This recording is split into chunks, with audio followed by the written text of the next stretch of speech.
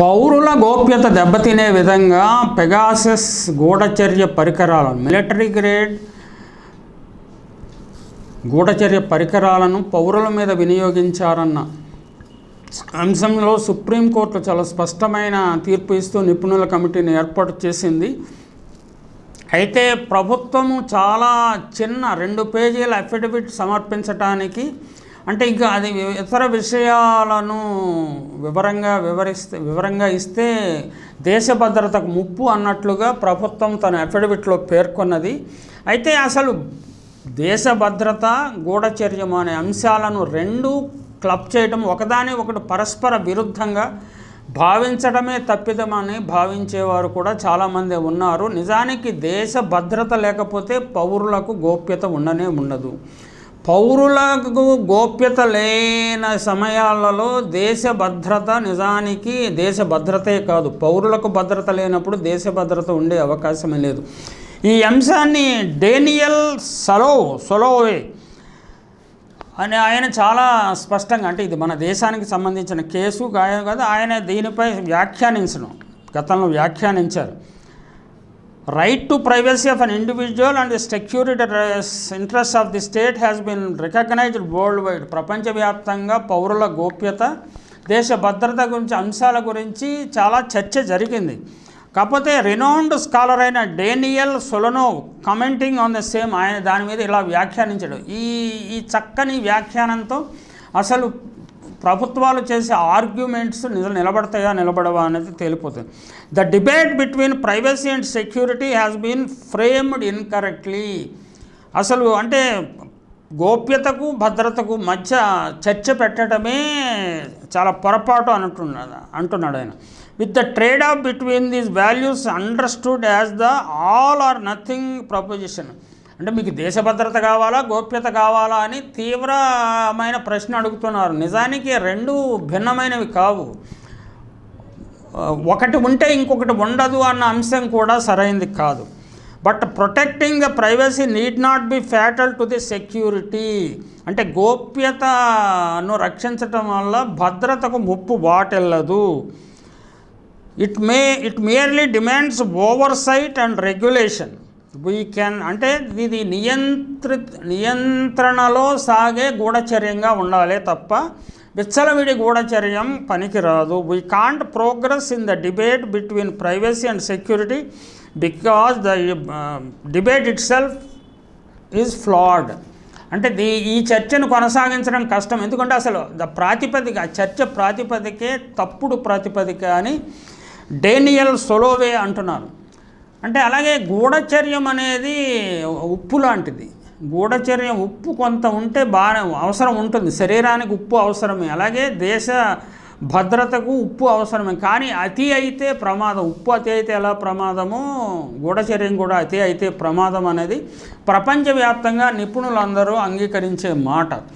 అయితే ఇప్పుడు సుప్రీంకోర్టు తన నిపుణుల కమిటీని ఏర్పాటు చేసింది కదా. నిపుణుల కమిటీ నిజంగానే వాస్తవాలను నిగ్గు తేల్చగలుగుతారా?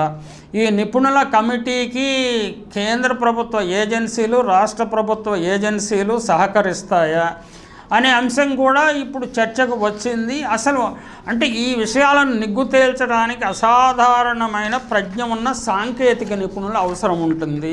ఇప్పుడు సుప్రీంకోర్టు నియమించిన కమిటీలో ఇటువంటి అసాధారణమైన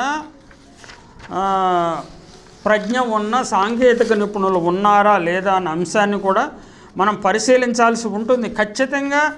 అలాగే ఆ కమిటీలో ఉన్న వ్యక్తుల ప్రావీణ్యతను బట్టి, లేకపోతే ఇంటెగ్రిటీ, వారి సమగ్రతను బట్టి, సౌశీల్యాన్ని బట్టి, వారి ప్రవర్తనను బట్టి అసలు వాస్తవాలు వెలుగులోకి వస్తాయి. ఇందులో ఉన్న నిపుణులు ప్రభుత్వ ఒత్తిడికి తట్టుకొని వాస్తవాలను వెలికి తీయగలుగుతారా అనే అంశం కూడా ప్రజలు చర్చించుకుంటున్నారు. అలాగే కమిటీ ఏర్పాటు చేయటము, వాస్తవాలను వాయిదా వేయటము, ప్రజలలో దీని మీద చర్చ ఉన్నంతకాలము దానిని బుజ్జగించి చల్లార్చి తరువాత నెమ్మదిగా నీరుగార్చేస్తారా అన్న సందేహాలు కూడా ప్రజల్లో ఉన్నాయి. ఈ అంశాలన్నిటినీ నిపుణుల కమిటీ జాగ్రత్తగా దృష్టిలో పెట్టుకొని వ్యవహరించాల్సి ఉంటుంది.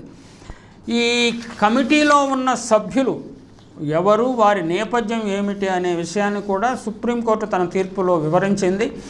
ఆ వివరాలు ప్రజలకు విశ్వాసాన్ని కలిగించే విధంగా ఉన్నాయి. ఆ విశ్వాసానికి తగినట్లుగా ఆ కమిటీలో సభ్యులు వ్యవహరిస్తారని మనం భావిద్దాం.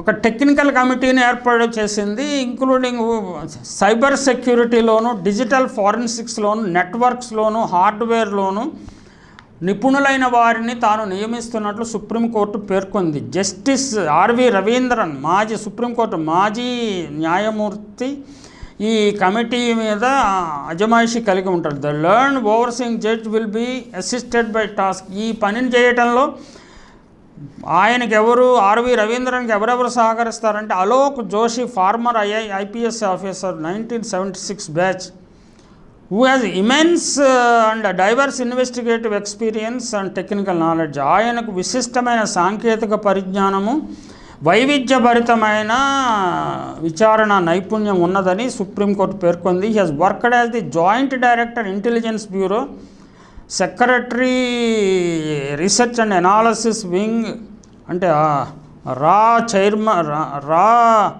జాయింట్ డైరెక్టర్గా పనిచేశారు. ఈ worked as intelligence bureau joint డైరెక్టర్గా పనిచేశారు. రాక్ సెక్రటరీగా పనిచేశారు. Chairman national technical research organisation, national technical research ఆర్గనైజేషన్కి ఆయన చైర్మన్గా పనిచేశారు.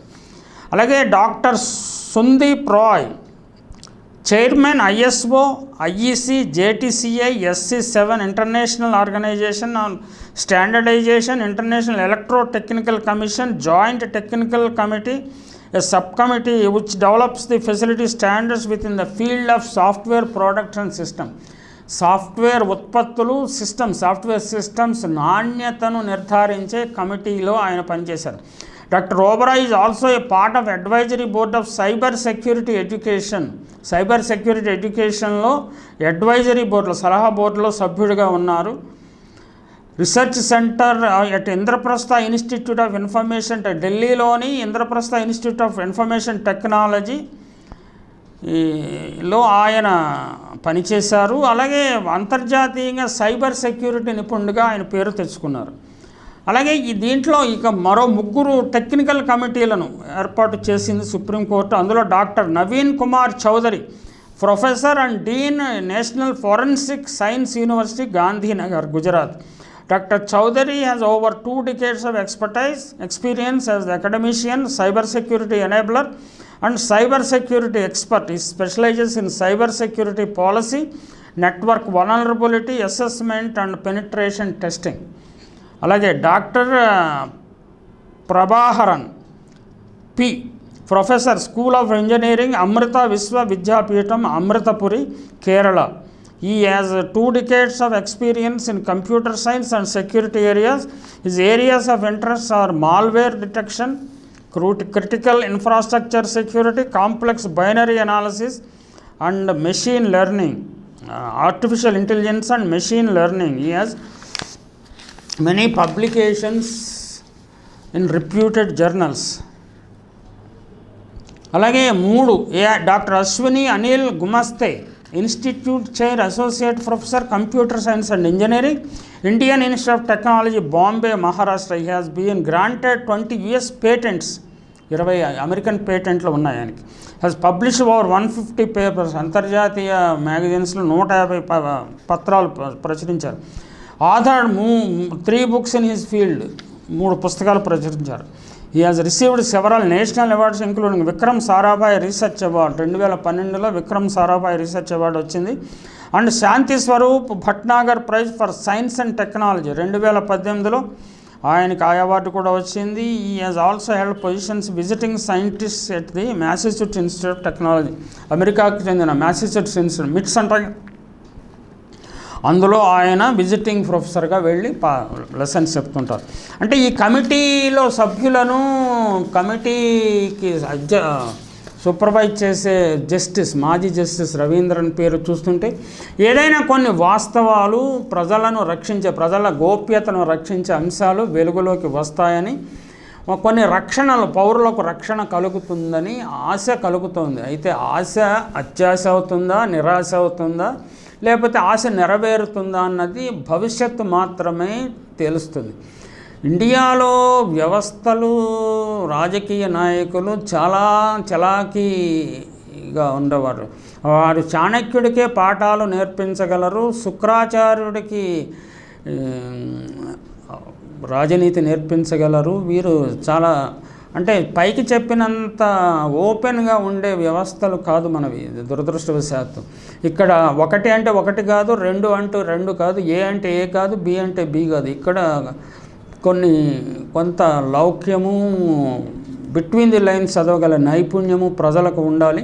ప్రజలు కూడా సోషల్ మీడియా పుణ్యం అని రోజు రోజుకి వారి అవగాహన స్థాయి పెరుగుతోంది. అది పెరగటం వల్ల వ్యవస్థల మీద కూడా ఒత్తిడి పెరుగుతోంది. జవాబుదారీతనంగా ఉండాలని, అది ప్రభుత్వమే కావచ్చు, సుప్రీంకోర్టు కావచ్చు, మీడియా కావచ్చు, ఎవరైనా కావచ్చు. ఏది ఏమైనా ఇప్పుడు జరుగుతున్న పరిణామాల వల్ల మంచే జరుగుతుందని ఆశిద్దాం.